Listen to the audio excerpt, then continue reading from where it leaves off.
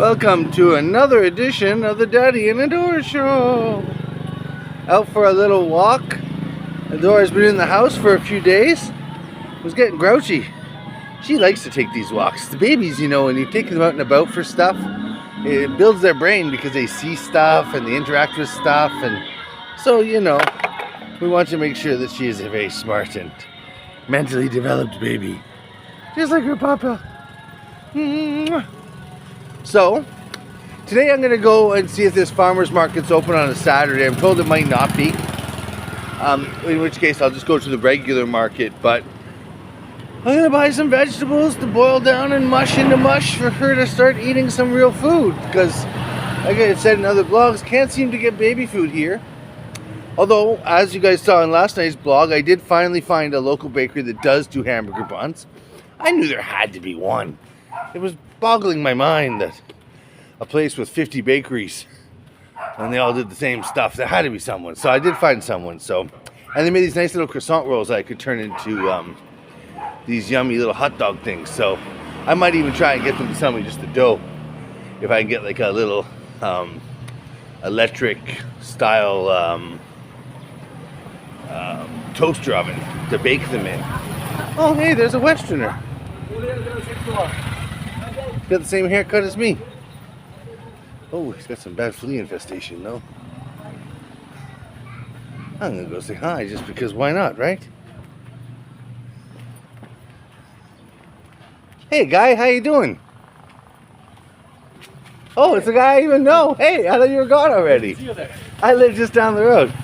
Really? So, yeah. I live just 1 minute walk over. Oh, good. Yeah, I walked. I walk everywhere. So, yeah, my house is like by that big ass coconut tree down the road there. So, yeah. Okay. So we're neighbors. So when are you leaving? Tomorrow? I'm leaving Thursday. Thursday. Okay, so a few more, about almost a week. Yeah. Okay, I thought you were out already, so I was like, oh. No. Yeah. Well, you know, I'm just gonna go check out their little farmer's market. I can't find baby food here, so I'm gonna have to make it myself. Luckily, I'm a chef, right? So, still a pain in the ass. I'd rather buy a little jar and just, you know, open it up and spoon it. But yeah. Thank you. This is all electric, this guy? It is.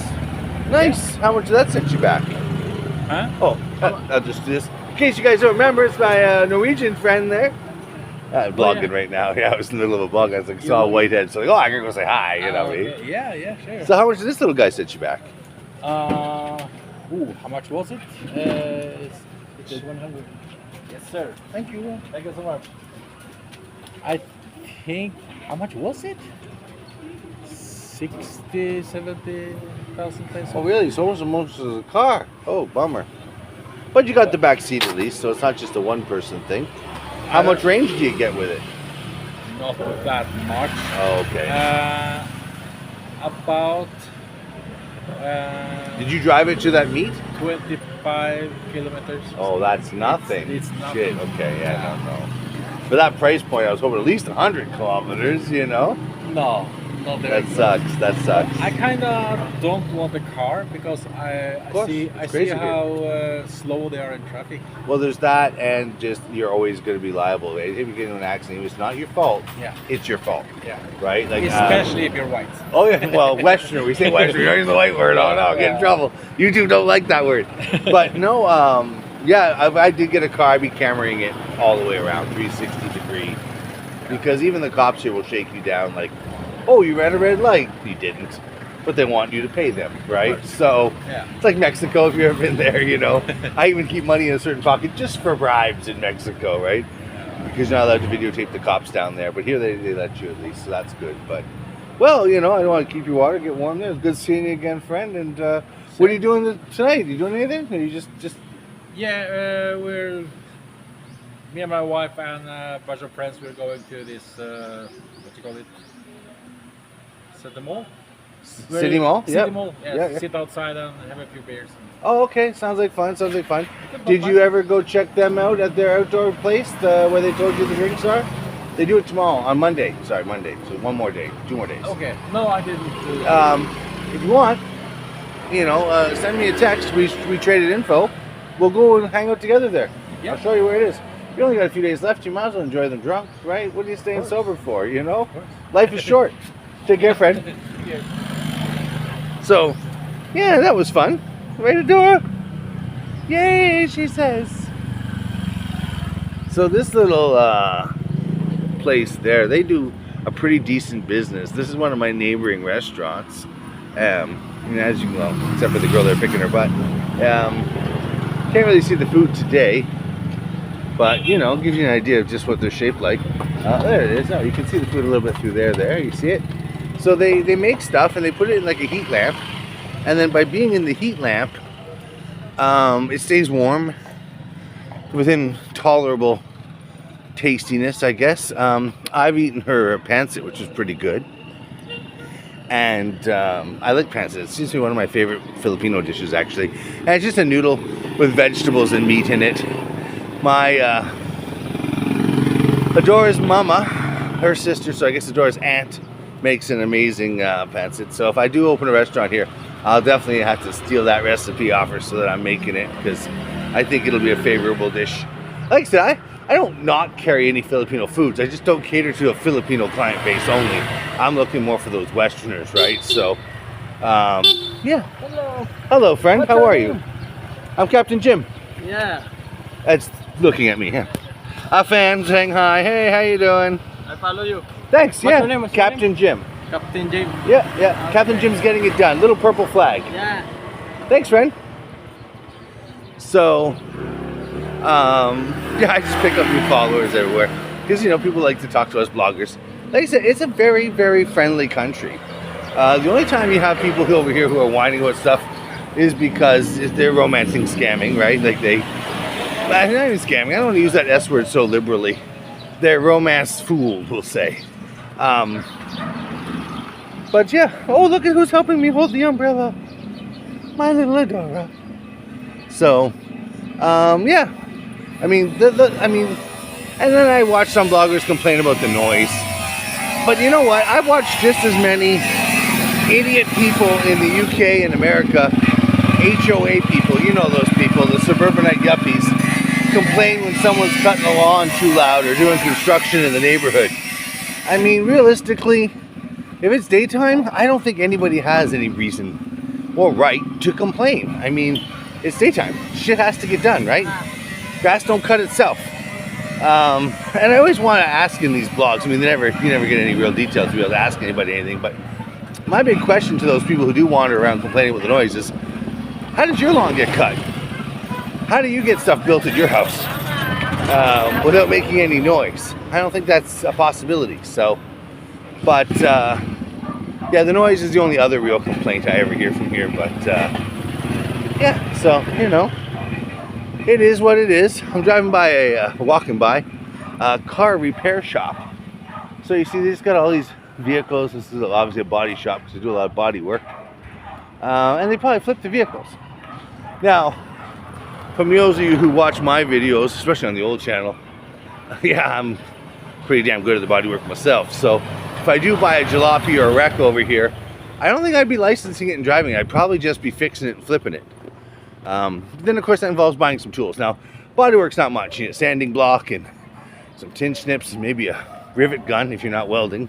But there's so many welders here. You can call these guys up and they'll come over and for like, you know, 500 pesos do what we would pay 50,000 pesos for back home, welding wise and such. So,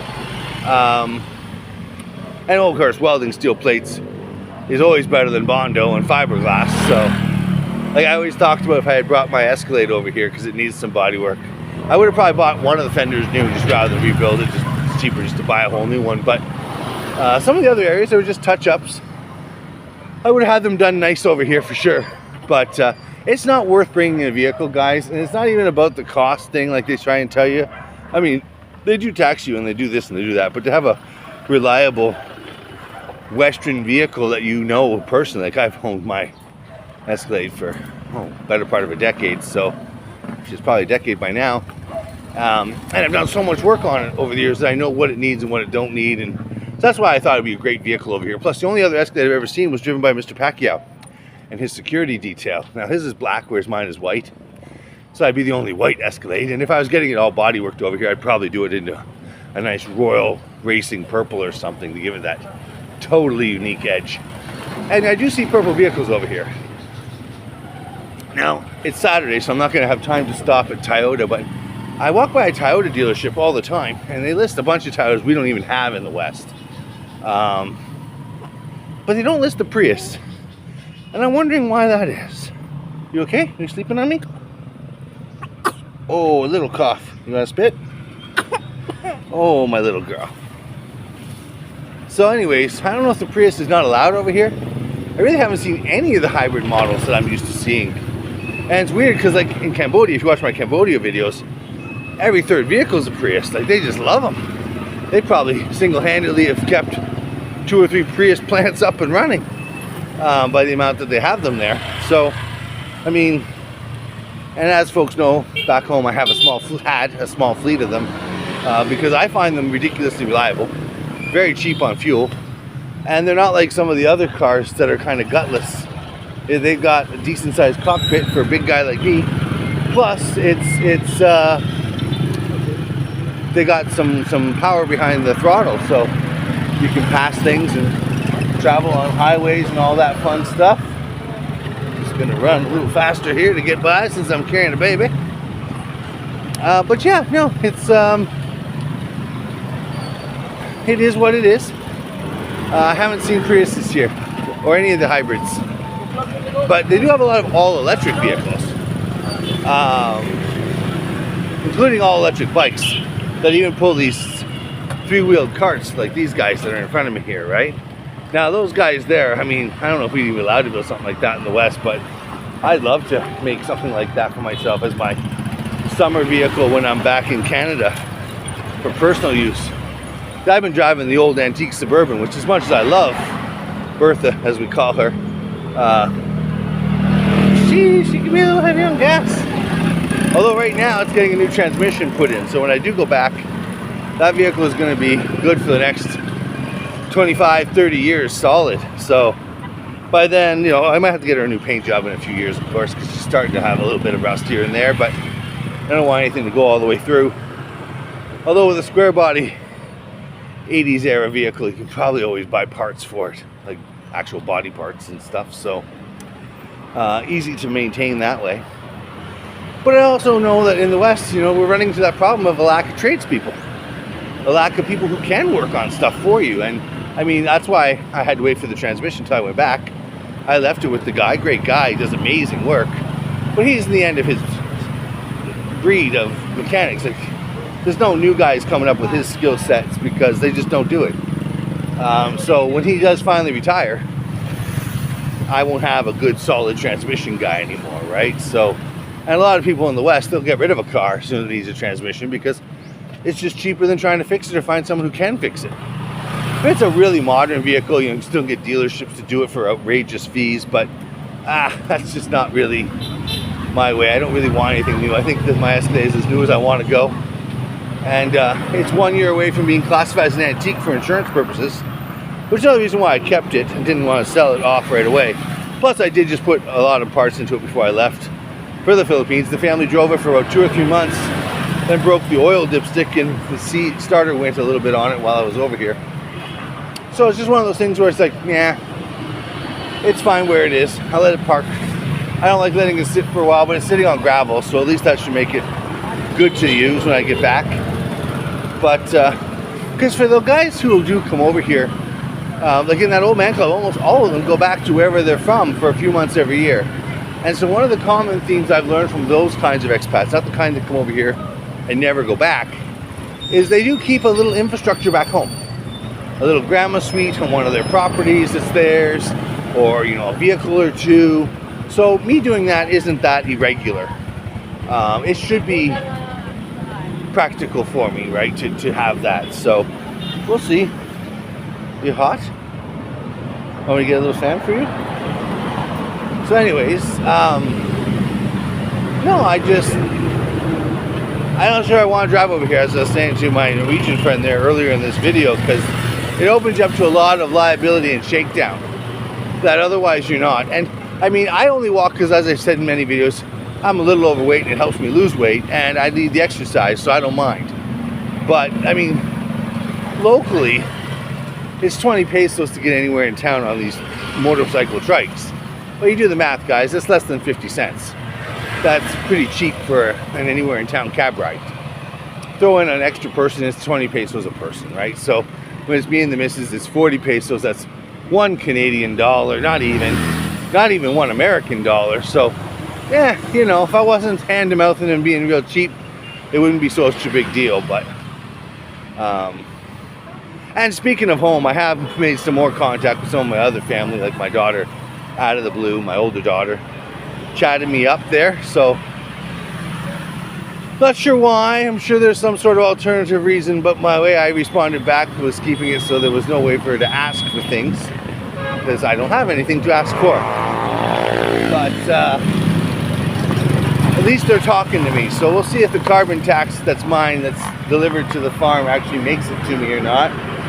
I made it clear I am sort of relying on that to be what keeps my bacon over here for a few months. Now, I'm going to be at about a month soon. As I said, that's why I got to go worry about immigration. And I was hoping with the immigration, with the party that was supposed to be last night, I would have made some contacts with other expats that are also doing the monthly or bi-monthly trip. Try and get in on a ride with some guys, ride share it, you know what I mean? Looks like I'm probably, for now at least, my current plan is going to be just to take the 3-hour bus there and the 3-hour bus back. I'll leave real early in the morning, try and catch the very first bus, so I get there around noonish. Say it's 2 or 3 hours if it's like Cebu, it's the immigration office, then I'll be able to get that done. Do some shop for some spices and stuff, and then get back on the bus and make the journey home. And the visa is not expensive. Now, the very first time you get into the country, like when you first arrive, it's a free 30 days. However, that free is if you're leaving in the first 30 days. If you stay and you renew, they charge you for that 30. They call it a extension clawback. And then you also pay for your next 30 days. So I'll end up paying probably around 2,200 pesos for the visa portion of things. And that will cover me till, almost the end of October. Then I'll do it one more time. That's the 3rd month. And then after that, I only have to do it every, hey mom, how are you? I only have to do it every 60 days. Now, they used to have a 6-month, but they got rid of it. Now, I'm talking to my senator friend. He says some of the guys, at least in his chamber, are trying to convince him to give that back, because for the people like me who are now in a town without an immigration office, that tends to lead to these people overstaying, especially the richer expats, because they don't care.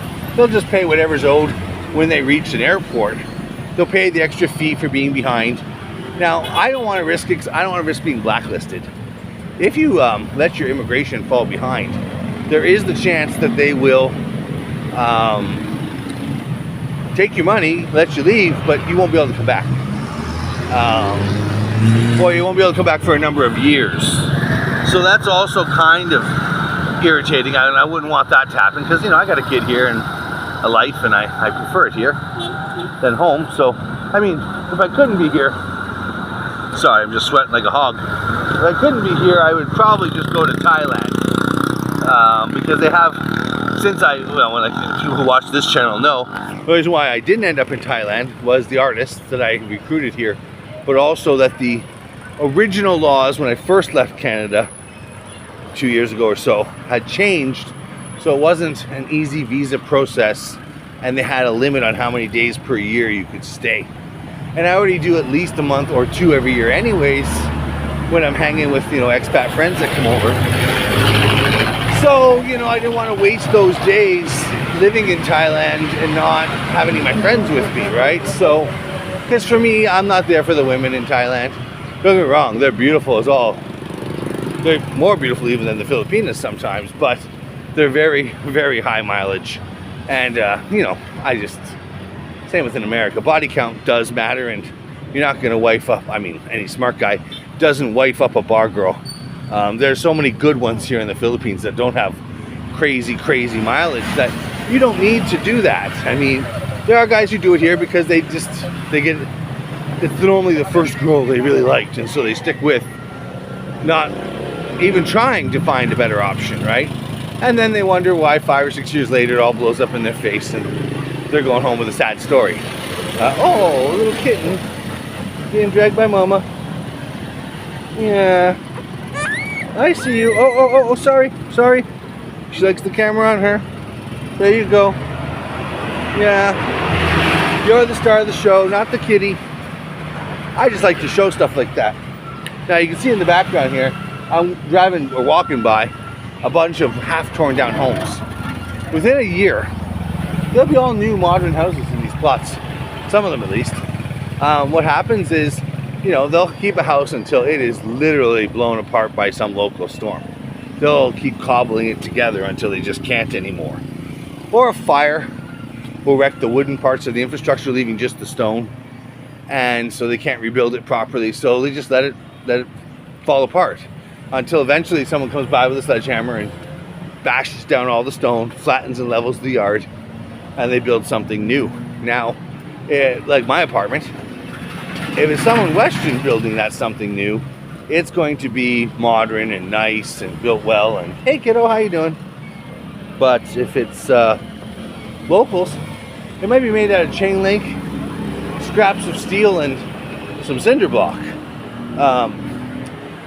And that works for them because they don't care if they have aircon or if the bugs come or go or any of that stuff. Whereas a lot of us Westerners tend to be a bit more fussy about that kind of stuff. Oh, I'm sorry, my glasses are killing me here.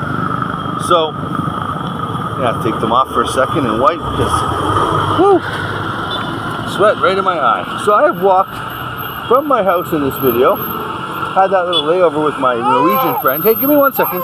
You want some? There you go.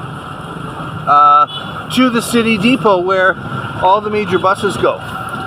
So I'm going to stop this video here and I'm going to do another one showing what the bus station looks like, just to give you an idea. So as I always end my videos, never start them this way because I want your like and your thumbs up and your subscription after you've seen what I offer, not before. I'll say it now. Subscribe because I appreciate that, and like because I always appreciate likes. Feel free to comment. I always answer comments. And sharing is caring, so tell a friend if you're already watching my channel and you like this or you learned something from it or whatever, and get me some more followers. Thanks, folks. Oh, and hit that bell. Of course, the bell if you want to keep it in real time. Ciao.